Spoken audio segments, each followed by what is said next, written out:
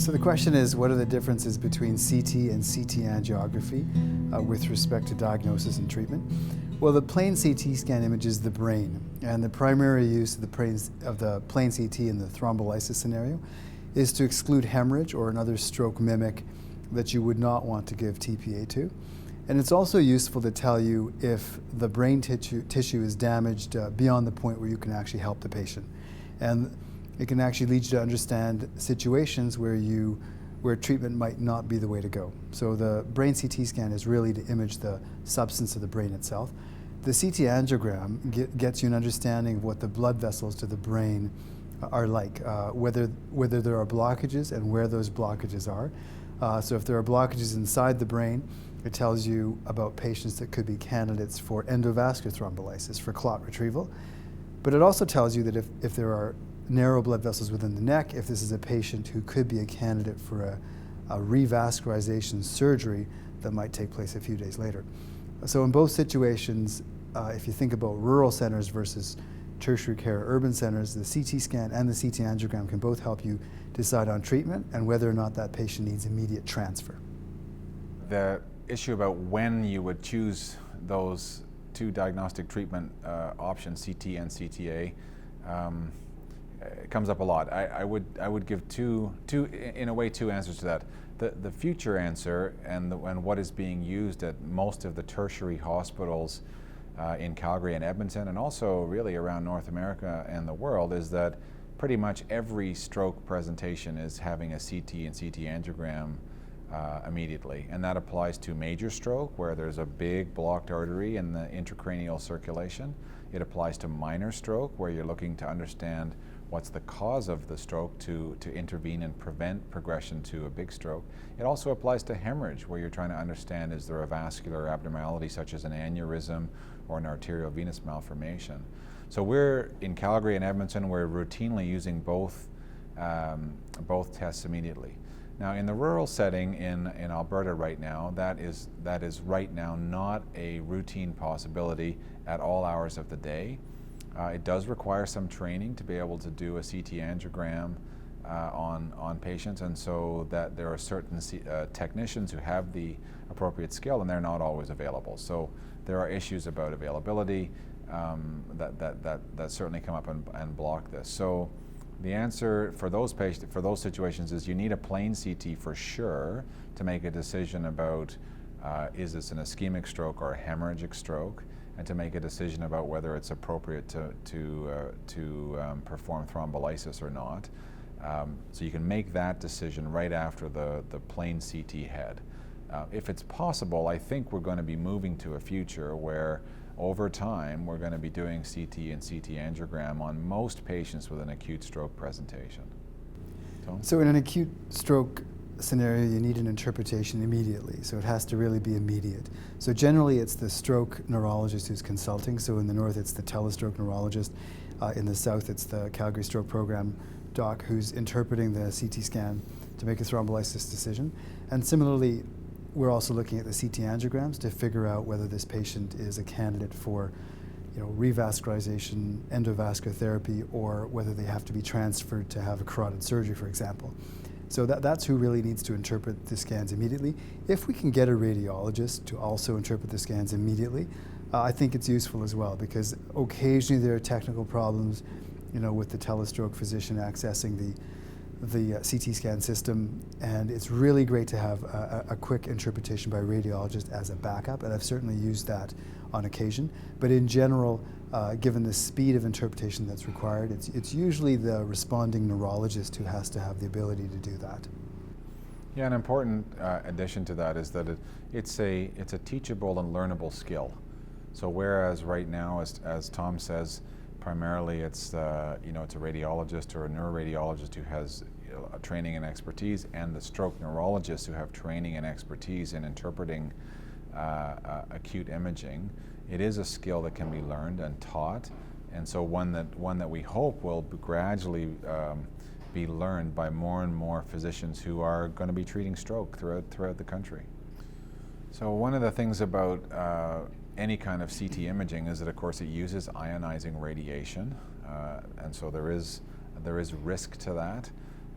the main risk of ionizing radiation is potentially that you would have a late cancer develop as a result of exposure.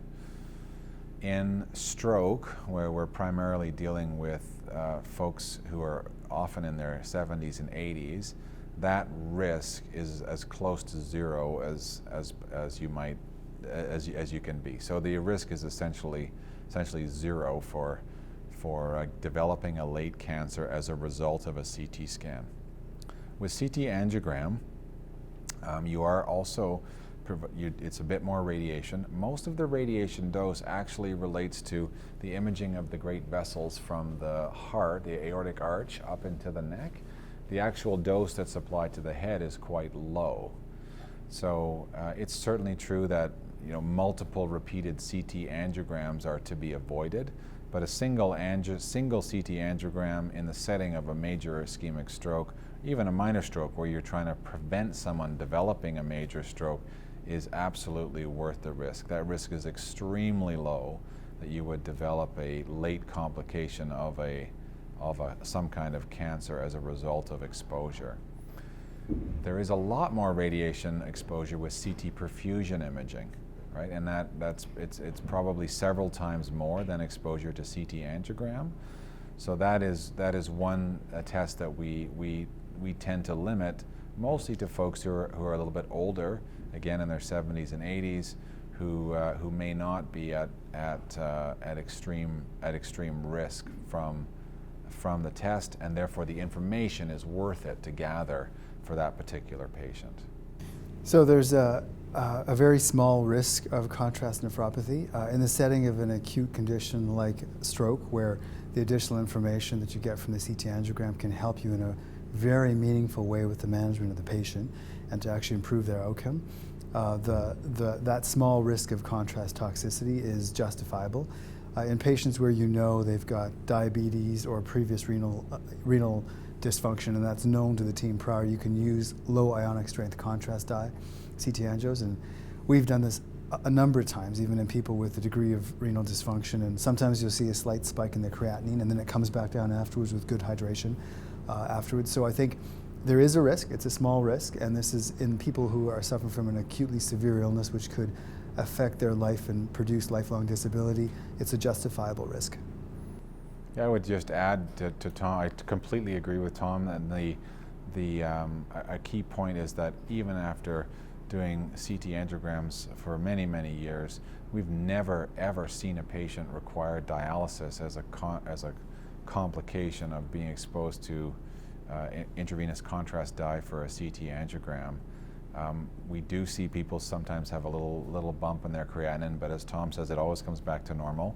Good practice would be that and good practice for stroke in general would be that you're treating the patient the first few hours after their arrival with at least 1 liter or 2 liters of normal saline, where it's safe with respect to their heart disease. So you should be flushing out the contrast after they've had their test done.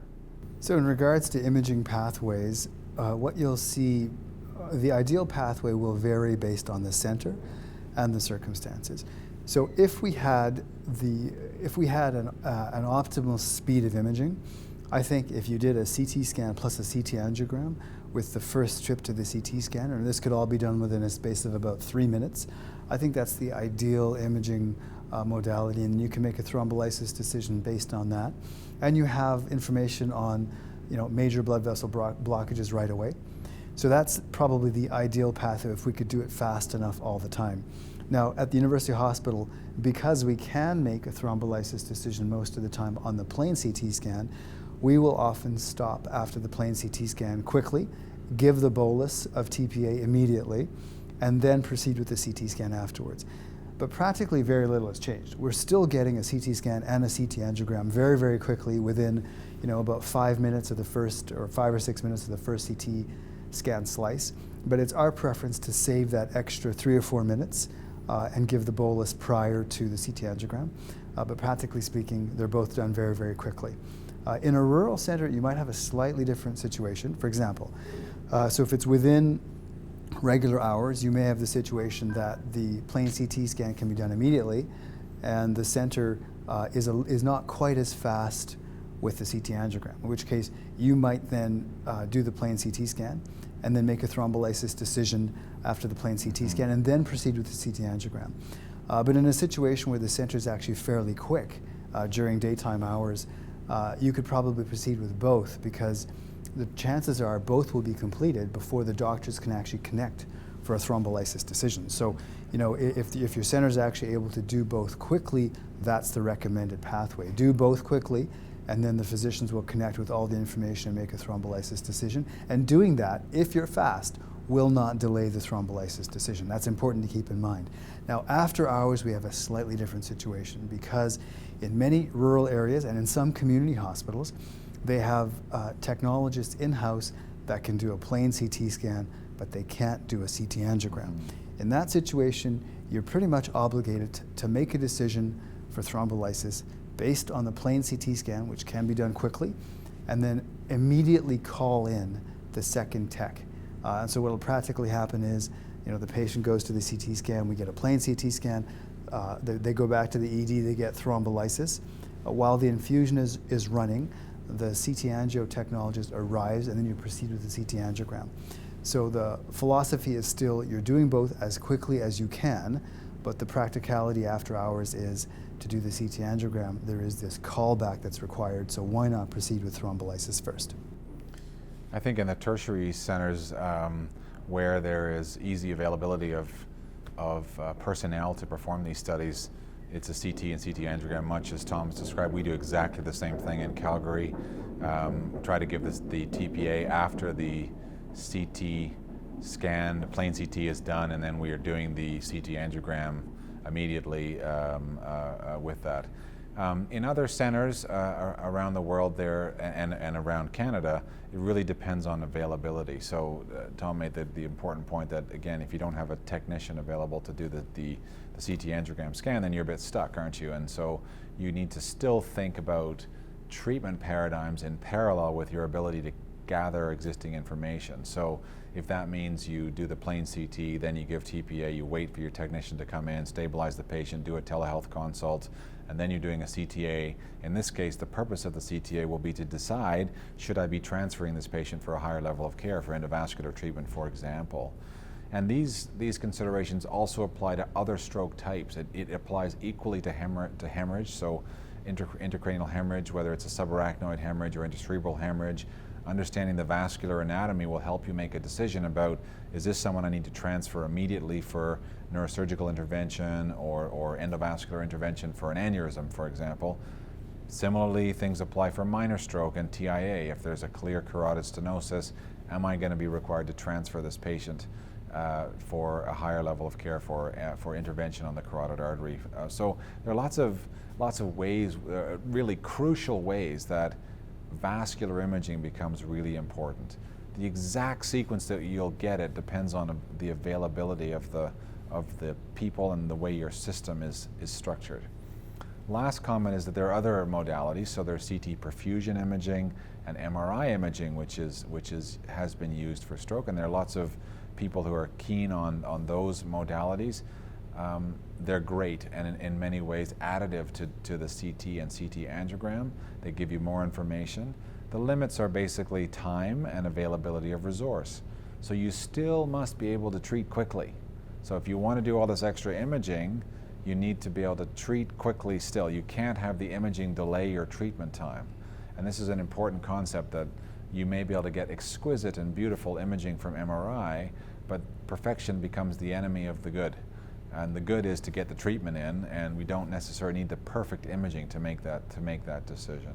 So overall, I really support what Tom said. It really is a CT and CTA is the crux of decision making in all stroke syndromes, and getting that information quickly is really critical. Other obstacles that I hear about in terms of access to CT angio include the comment that we don't have the resources to provide CT angiography back up to plain CT scan. Well, I think that's really a health system question.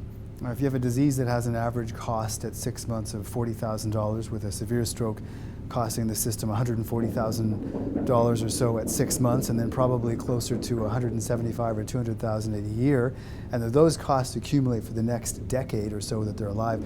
I think the system really has to provide resources up front when we can make a difference, and really try to treat the patient appropriately and avoid some of those costs. So this idea that we don't have the resources to provide CT angio backup is a system question, and we really need to address it. I don't think it's a very good argument, because we can do things now to save the system considerable amount of money down the road. And then, of course, you're treating the patient, and you're saving them from the personal costs of extreme disability. So I think that's a common argument for opposition that you hear, which I think is not really a valid one. Even in regards to CT angiography for the great vessels of the neck, where people are willing to do a CT angiogram, a plain CT scan of the brain, but they don't want to do a CT angiogram right away. Well, the time that study is most useful is immediately, because if I know there's, let's say aside from the acute stroke treatment scenario, if I know there's carotid blockage, I'll transfer them to the University Hospital, and we may have them in the OR suite. We've done carotid arteries over the weekend. It may take a day or two for us to get them to the OR, but we could do a lot for prevention and prevent a major stroke from happening as well. So I think the arguments against CT angio access really aren't valid when you think of it from the perspective of the patient's personal cost, optimal management of the patient, and also the cost savings to the system. I think that the things that we've learned that are probably the most important factors that contribute to faster treatment times and faster movement of patients through the early part of the system are, number one, pre-notification by the EMS that a stroke patient or a potential candidate for intervention is coming to the hospital. So this is very helpful. EMS can call, and I think certainly I can say in Alberta this is happening routinely now across all the sites, and I think it is resulting in better times. The second thing is moving directly from triage to CT, ideally on the paramedic or EMS stretcher. So this process entails a quick look at the patient when they arrive, a so-called swarm at the triage desk, making sure the patient is stable, and if the patient, assuming is hemodynamically and stable from a respiratory perspective, you're moving directly to the CT scanner to get imaging. And then you're collecting other information on the way. What's the history? What's the patient? You can see what the patient's examination is like. You get someone to come and draw blood. You get the IVs going.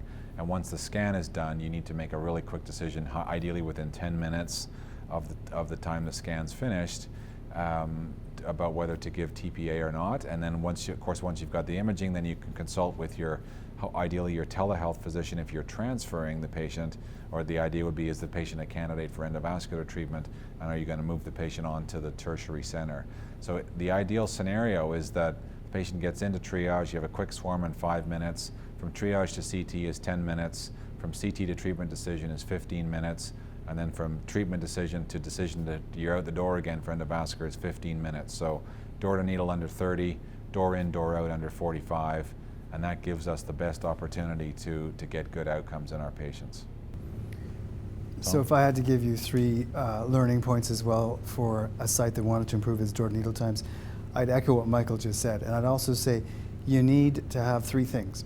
You need to have data, you need to actually track your door to needle times, and you need to have time points at the important points, like the time to CT scan, I think time to first physician assessment, time to stroke protocol activation, time to decision, and time to lytic. So it may be different time points for different sites, but you need to track that data, and it's something that you actually have to feed back to your staff. And it's really, really important to review this data very regularly, even after every thrombolysis or every week if you have a high volume site.